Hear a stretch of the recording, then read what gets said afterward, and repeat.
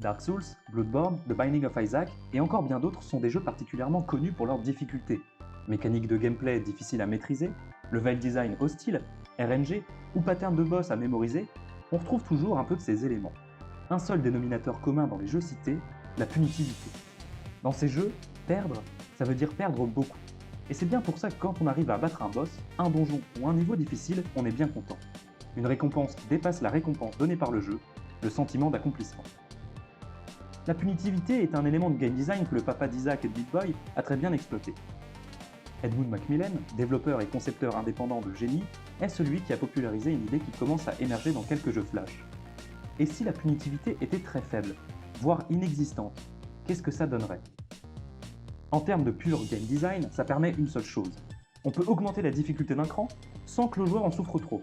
Ici, mourir en boucle, c'est apprendre. C'est la naissance du die and retry. On meurt des centaines de fois, dans des niveaux souvent courts, très bien designés, avec un rythme souvent effréné qui laisse le joueur en haleine constamment. Le très digne héritier de ce genre, c'est Celeste, sorti en 2018.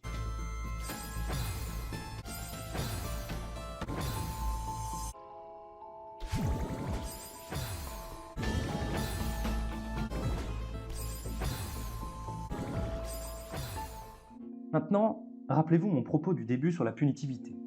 Qu'est-ce qui se passe si les meilleurs joueurs du monde s'affrontent pour déterminer le roi parmi eux? Celui qui saura dompter les difficultés sans faire d'erreur, en apprenant par cœur toutes les stratégies et techniques découvertes au fil des années. Dans un jeu où la mort permet d'avancer, que se passe-t-il quand une seule d'entre elles peut enterrer toute la partie? En bref, quel résultat quand on ajoute à la difficulté extrême du die and retry une punitivité extrême? Aujourd'hui, on se penche sur la très récente run de Secure Account sur Celeste. Bienvenue dans Speedrun.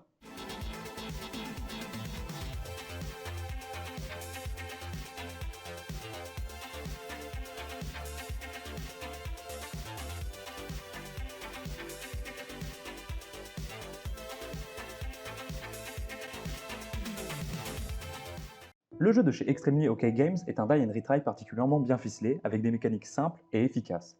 Le jump, évidemment, qui permet de sauter, le climb, qui permet de se tenir au mur et de les escalader, et enfin le dash, une mécanique clé qui permet toutes les autres techniques du speedrun. Le secret de Celeste, c'est surtout un level design parfait, dur, exigeant oui, mais satisfaisant et jamais injuste. Maintenant que vous avez les clés en main, vous pouvez mieux comprendre ce qui se passe quand on laisse au plus déterminé des joueurs ces mécaniques simples et ces levels parfaitement designés. Dès le début de la run, tout est optimisé. Les petits sauts permettent aux joueurs d'atteindre une plus grande vitesse. C'est le bunny hop, une technique qui se décline plusieurs fois pendant la run. Arrivé pile au moment qui marque le début de la première cinématique, le joueur met pause et skip afin de gagner les moindres microsecondes possibles. C'est aussi l'obtention du dash, la troisième mécanique essentielle au jeu. Arrivé dans le premier niveau, ou Forsaken City, le joueur est confronté à un dilemme de trajectoire. Le joueur lambda passerait là où les développeurs l'ont prévu, mais pas Secure Account, qui profite de l'inertie de son premier saut pour contourner le chemin et ainsi gagner quelques secondes. S'ensuit un saut frame perfect. La vidéo que vous êtes en train de regarder est en 60 fps. Toutes les secondes qui s'écoulent, 60 images défilent. Pour Celeste, c'est la même chose. Le saut que Secure Account réussit ici est un saut qui a une fenêtre d'exécution de 3 frames. Le timing est donc extrêmement serré, 3 soixantièmes de seconde. Une fois passé ce saut, le joueur est confronté à un choix entre plusieurs chemins pour atteindre son objectif. Et encore une fois, c'est le chemin le plus optimisé et risqué qu'emprunte notre speedrunner. La dernière difficulté de Forsaken City est devant nous. Le joueur doit effectuer une nouvelle technique, le Corner Boost, qui consiste à utiliser l'inertie du saut et les quelques pixels de hitbox manquantes pour se propulser plus rapidement. Une fois passé ce dernier point, Secure Account a quelques secondes d'avance sur son record et il fonce vers The Old Site, le second level. Pour accélérer horizontalement, le runner utilise l'hyper dash. En faisant un dash en diagonale, suivi d'un saut parfaitement timé, on emmagasine une vitesse beaucoup plus élevée que prévu par le jeu, et ça permet de passer des pans entiers de niveau assez rapidement. Juste après avoir découvert la mécanique des blocs de rêve, Madeline est confrontée à Badline, son double maléfique qui reproduit ses mouvements à la perfection. Problème donc quand on est un joueur qui se déplace à la vitesse de l'éclair. Mais Secure Account et tous les joueurs du top mondial connaissent avec une précision millimétrée les mouvements à effectuer pour éviter de se faire avoir. Les différentes trajectoires sont tellement ancrées dans leur mémoire musculaire qu'ils sont capables de faire ça.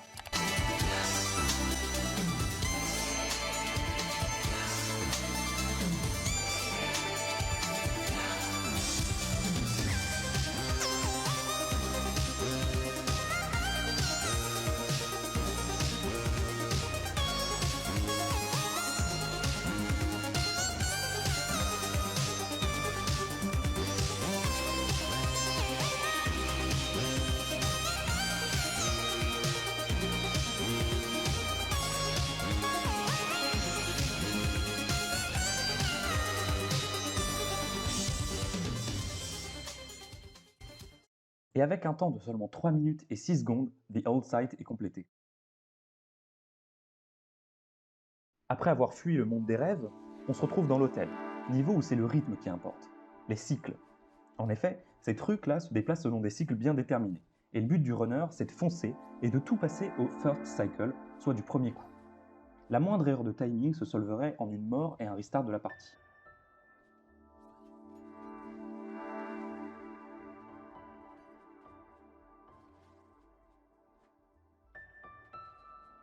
Afin de donner un aspect puzzle à ce niveau, les développeurs ont placé un mur infranchissable, qui force les joueurs à prendre un chemin plus long. Infranchissable? C'était sans compter sur les découvertes du Discord Celeste Speedrun, où un runner a inventé le Demo Dash, une technique pour passer à travers le mur. Il consiste à s'accroupir à un moment précis pour passer à travers la hitbox du mur. Ensuite, le joueur va foncer pour activer la première quête du niveau, et ainsi continuer son ascension.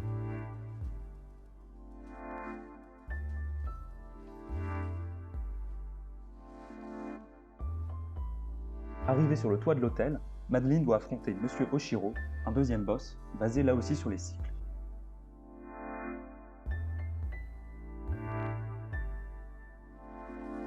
À ce moment-là, le runner est en avance de quelques secondes sur son PB. La run sent bon, mais il ne faut pas se relâcher. Jusque-là, Secure s'assure une très bonne place sur le leaderboard. Sa run est un quasi sans faute, et le niveau qui arrive est considéré comme l'un des plus faciles. Malgré certaines techniques assez complexes, il est plus aérien, plus haut, et il permet donc plus de technique, plus d'amplitude dans les mouvements. Cependant, voilà.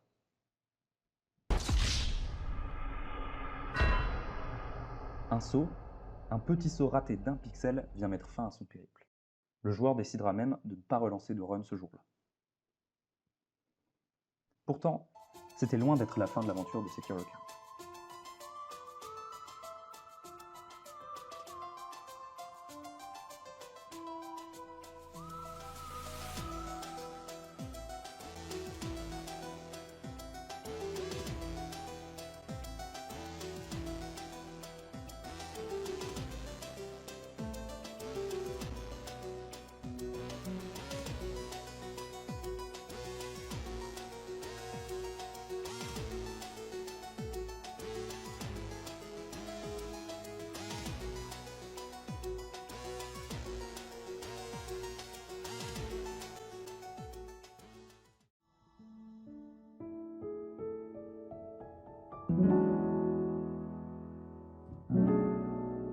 Secure Account ne s'est pas laissé abattre, et après la parfaite exécution de ce niveau qui lui a coûté sa dernière run, il fonce vers la deuxième moitié du jeu.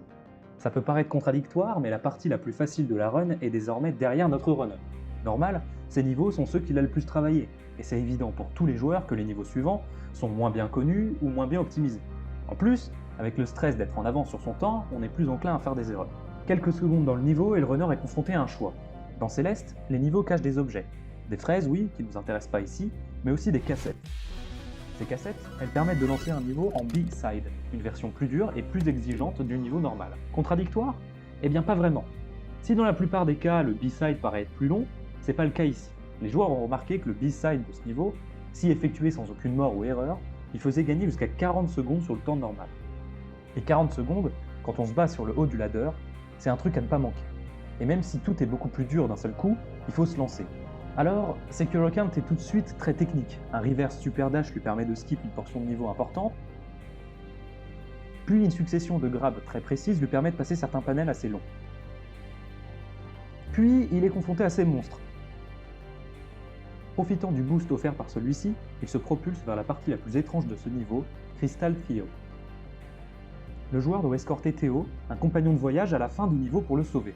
Le joueur lambda est complètement déboussolé devant cette mécanique originale, mais le runner utilise le cristal pour atteindre la fin du niveau avec style et surtout rapidement.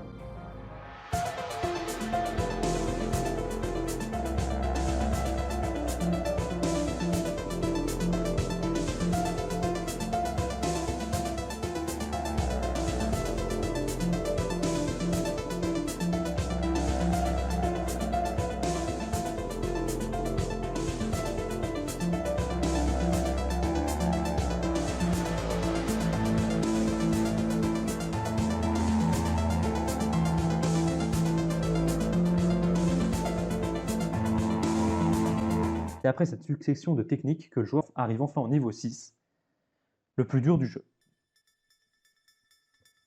Le niveau 6 est généralement admis comme le plus dur de toute la run.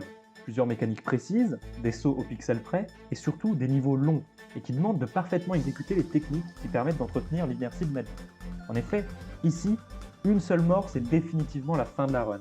Pour une seule raison, c'est que chaque niveau étant plus long, une mort revient à redémarrer depuis le début. En plus de ça, les speedrunners du haut du panier le font en B-side, qui fait gagner une petite dizaine de secondes sur le temps normal du niveau. Évidemment, Secure ne se laisse pas effrayer et il se lance. En utilisant la vitesse d'un Kevin, un de ses blocs, cumulé à un hyper dash bien précis, il atteint la deuxième cassette de la run, puis se presse de compléter le niveau.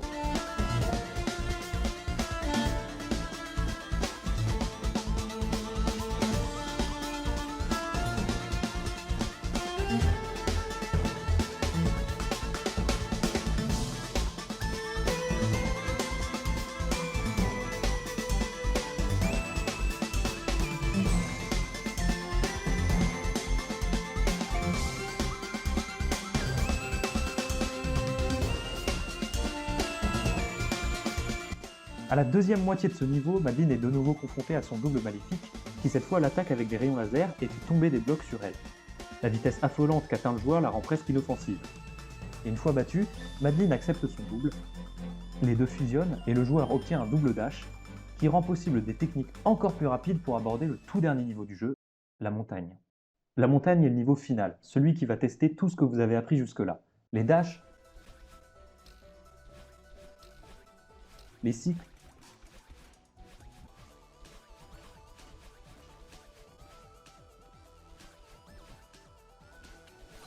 le vent,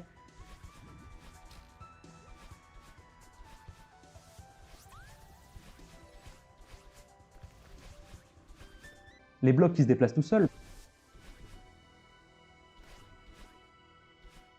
Bref, toutes ces mécaniques de gameplay apprises depuis le début du jeu. Mais Madeleine s'étant enfin acceptée telle qu'elle est, le joueur fonce vers la dernière étape de son périple. On y est. Arrivé à 3000 mètres au-dessus du sol, il reste 30 étapes au joueur avant de gagner.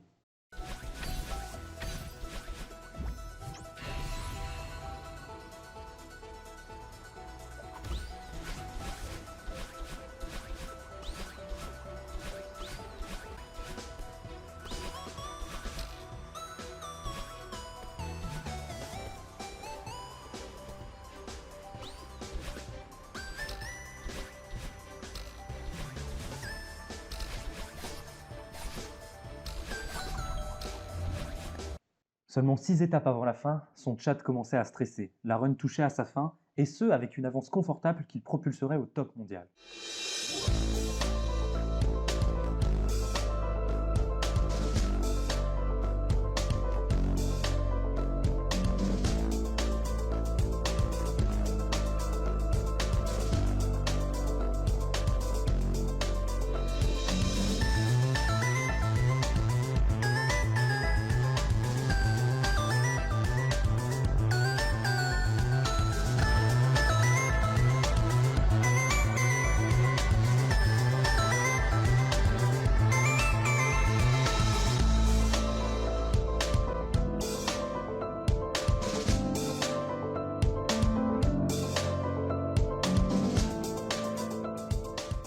C'est comme ça que Secure Account, après des années d'entraînement, réussit à se hisser tout au-dessus du podium avec un temps de 25 minutes 24 secondes, soit 25 secondes de moins que l'ancien record détenu par Isaac, qui commente même sous la vidéo pour le sacré champion du monde.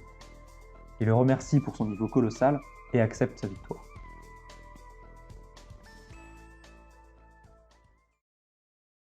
Comme d'habitude, si cette vidéo vous a donné envie de vous lancer dans le speedrun, ou même juste de lancer Céleste pour essayer, alors ce sera pour moi une grande victoire. Je vous remercie d'être resté jusqu'à la fin. N'hésitez pas à vous abonner pour faire décoller la chaîne et suivre le projet. Merci à tous et à bientôt.